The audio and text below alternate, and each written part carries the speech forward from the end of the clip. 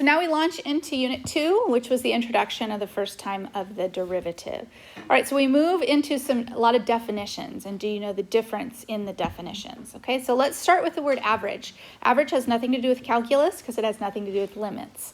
And the definition of the average rate of change is f of b minus f of a over b minus a, okay? It's the same thing as finding the slope of any 2 points, so we could call that y2 minus y1 over x2 minus x1. So a common mistake here would be average rate of change. People using calculus when you don't need it. Calculus isn't needed for average. But then with the invention or the development of a limit, then Newton and Leibniz were able to define their derivative. So then we've got limits put in front of these. So Newton did it this way. Instead of f of b, he used x plus h, and then f of x.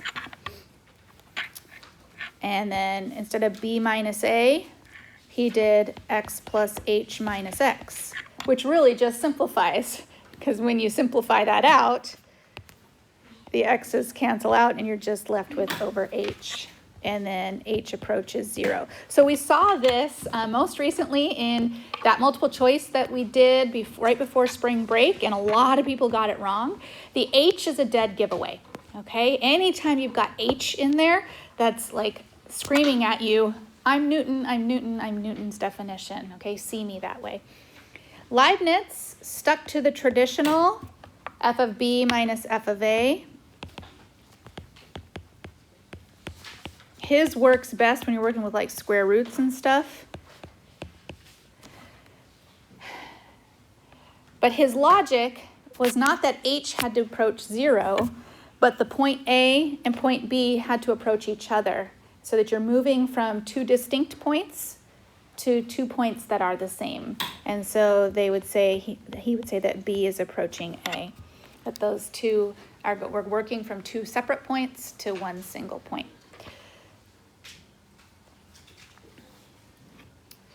All right, the definition of differentiability is similar. We got to go back to the definition of continuity. We have to assume continuity first.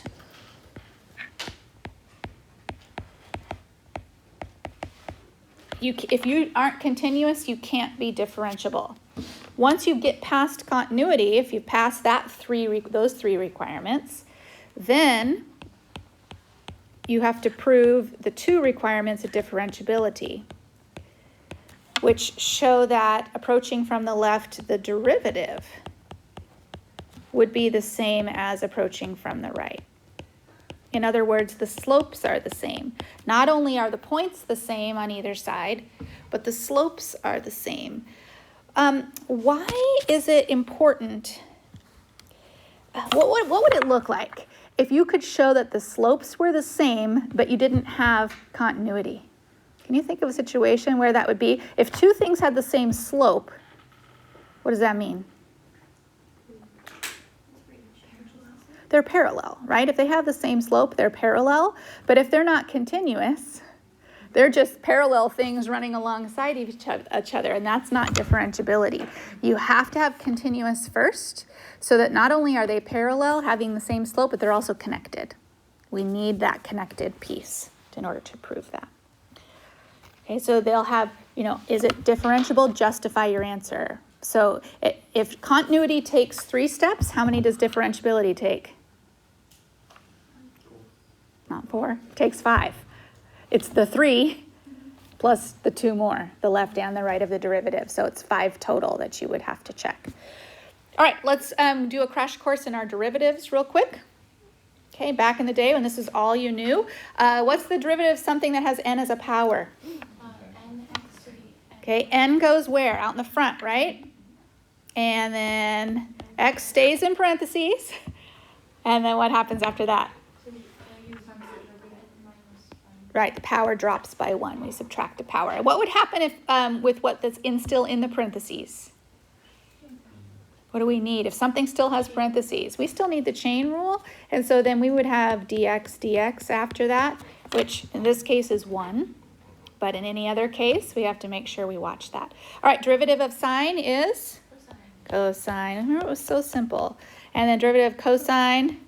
Negative sine. Okay. All right, e to the x.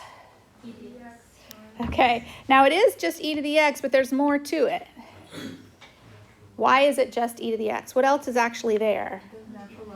The natural log of e is actually there. And what else is there?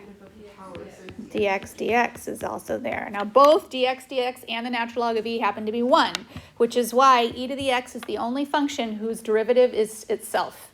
It will just continue to cycle onto itself over and over and over again. Okay, let's see, tan x, anybody got that one? Good job. Okay, cotangent. Negative cosecant squared. Okay, it's a negative because it's a co, and the square mirrors the tangent. How did we prove that? How do we prove tangent? Replace tangent with what equivalent trig fact? Sine over cosine. And then what do you do? Then you take the limit. Not the limit. Don't need limits for this. Quotient. Quotient rule. Yeah, then we could use the quotient rule. So you can prove any trig derivative using the quotient rule. Okay, how about the derivative of a simple natural log? It's 1 over. Now it's not just x. There's a couple things. 1 over x, what else is there? There's also the natural log of e, and what else is there? Okay, and again, because the natural log of e and dx dx are both 1, in that case it would simplify out. And then our last trig is secant x itself times what other trig expression? Tangent x, good job. And so in similar fashion, it would be cosecant of x times cotangent of x. Okay, those were, yeah, I did put my negative, yeah. Okay, those are the basic derivatives. Of course, the chain rule applies to all that. Then we learned the product rule and the quotient rule. Low, low, low, D high, right? Yeah. Okay, so the product rule of any two multiplication things, I always start with g of x, and then I multiply by f prime. And then I add to that the reverse, f of x multiplied by g prime. So why did I train myself to start with g of x?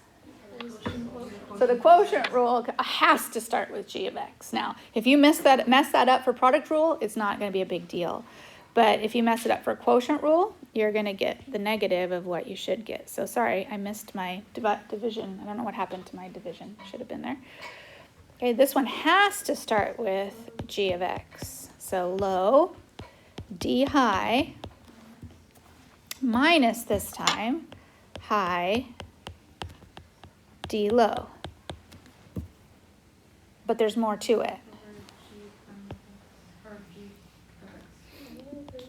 All over the square. Okay, now I don't need a derivative in the denominator, I just need a square in the denominator. All right, so how are they going to assess some basic derivative rules? Okay. They are going to have you, here's a real common way. They're not just going to say, what's the sine of, the derivative of the sine of x? Okay, it just doesn't come out that way. They're going to have you apply a rule and then use a table or a graph to answer that question.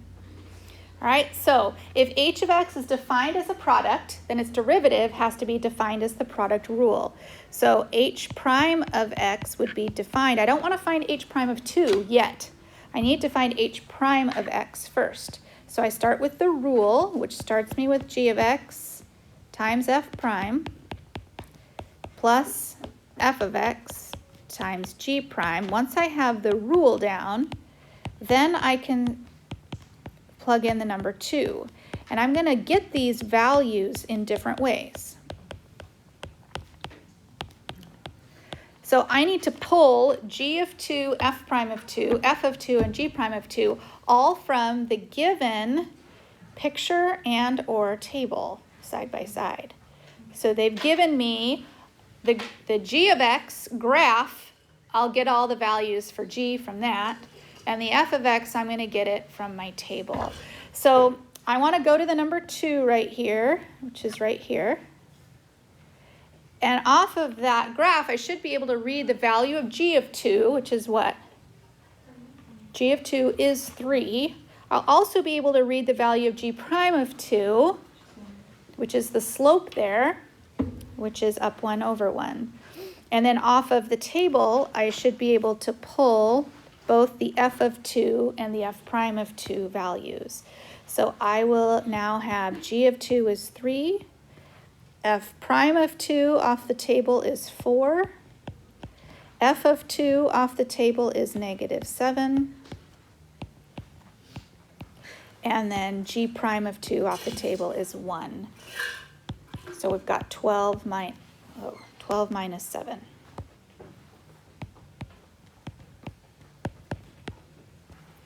Okay, any questions on that? Okay, last one. This question kind of covers a lot of things. First of all, they assess whether you know what to do with a tangent line. And your brain hopefully triggers, tangent line, what do I need? I need a point and a slope, point and a slope. And in order to get the slope, what are they checking to see if you know? Yeah, how to do the quotient rule. So they're able to cover 2 topics in one question. So the point will be f of 1. So that would be 1 squared minus 4 over 1. So we're looking at -3. The slope will then be f prime of x. So I need to apply the quotient rule first. It's positive 3 because the negative. Oh, I'm sorry. You're right. I was plugging in +1 instead of -1. So then we'll have x times the derivative, which is 2x, minus x squared minus 4 times the derivative of 1 all over x quantity squared. And we plug -1 into all of that. And we're going to get 5. Just saving time here a little bit. Okay. And so then our tangent line, because we need to actually finish the question, our tangent line is y minus the value of 3, the slope value of 5, and then x minus -1. You do not need to simplify that. You don't have to distribute. You don't have to get y alone. That's just going to waste your time. Time is precious. So stop at an equivalent answer. It's an FRQ, and so you can stop at any equivalent value. All right, so to finish up, what are the tips to take away from this one? Okay, to recognize different ways, to recognize the derivative in different ways.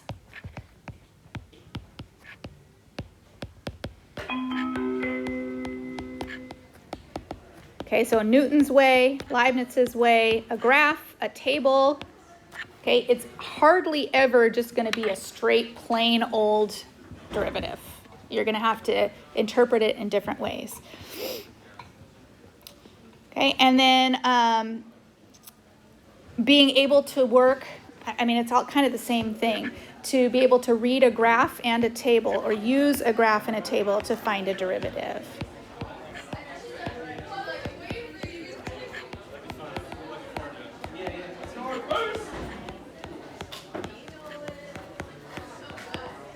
All right, there we go. That finished.